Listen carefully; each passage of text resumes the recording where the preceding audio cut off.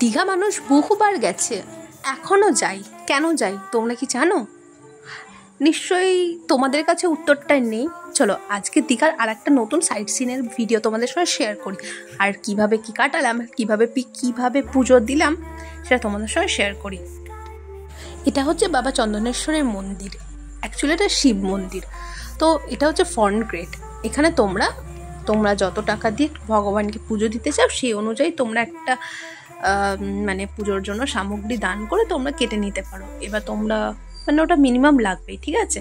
তো আমরা 200 টাকার পুজো দিয়েছিলাম, তো সেই জন্য 200 টাকার টিকিট কাটা হয়েছিল। আর একটা জিনিস হচ্ছে এখানে যে তুমি টাকা দিচ্ছ, তার মানে এটা ভেবো না যে তুমি প্রসাদ পাবে, তো প্রসাদের জন্য আলাদাভাবে তোমায় কিনতে হবে। এটা মন্দিরটা খুব সুন্দর দেখতে, হোয়াইট কালারের পুরো। আর আমরা যে টাইমে গেছিলাম, আমরা অনেক সকাল সকাল গেছিলাম বলে আমরা ফাঁকা পেয়েছিলাম।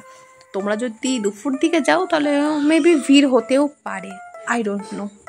তো অসাধারণ কারুকার্য, আর ওখানে গেলেই না খুব ভালো লাগবে, মানে আসতে ইচ্ছে করবে না।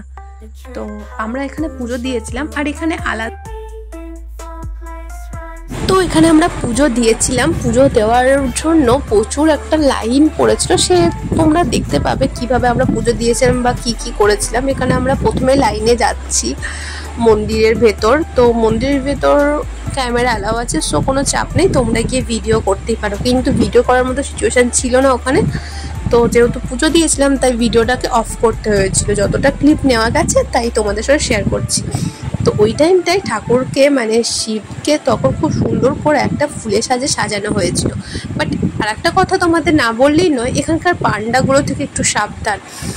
মানে মানুষকে কিভাবে বোকা বানায় বা টাকার প্রেশার দেয়, তোমরা এখানে না গেলে বুঝতে পারবে না। যাই হোক, তো এখান থেকে তোমরা তোমাদের মনস্কামনা যেটা আছে সেটা তোমরা ভগবানকে বলে তারপর এখানে এই গঙ্গার জল মাথায় ছিটিয়ে, এখানে তো গঙ্গা নেই, তো এটাকে পবিত্র জল হিসেবে মানা হয় এখানে।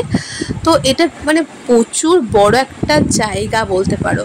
তো এখানে একটু ঘুরে অনেক ছবি তুলে অনেক ভিডিও করে অ্যান্ড আমাদের পুজো দিয়ে দেন আমরা রওনা হলাম নেক্সট উদ্দেশ্যে। এখানে আমরা অনেক জায়গা ঘুরে দেখেছিলাম, তো তার মধ্যে এটা ছিল একটা তীর্থস্থান। এখানে মানে ভেতরে ছিল অনেকগুলো ছোট ছোট মন্দির, তো তোমরা চাইলে সেগুলোকে দর্শন করতে পারো। আর এখানে তো পাশেই ছিল এরকম তোমার চীনামাটির যে জিনিসগুলো, তোমরা চাইলে এখান থেকে কিছু কিনতে পারো বাড়ির জন্য। দেন তারপর আমাদের গাড়ি ছিল, আমরা গাড়ি করে চলে গেলাম অন্য জায়গায় ঘুরতে। তো সেই ভিডিওটা তোমাদের নেক্সট পার্টে শেয়ার করবো। আর দীঘা গেলে অবশ্যই চন্দনেশ্বর মন্দির তোমরা ভিজিট করতে পারো, আর তার সঙ্গে তোমরা পুজো দিয়ে দিবে, এদিকে ঘোরাও হয়ে যাবে, তার সঙ্গে পুজো দিলে তোমাদের মনস্কামনাও পূর্ণ হবে। তো এতটুকুই। Thank you for watching. আর ভালো লাগলে অবশ্যই ভিডিওটাকে সাবস্ক্রাইব করে আমার পাশে থাকবে। And thank you.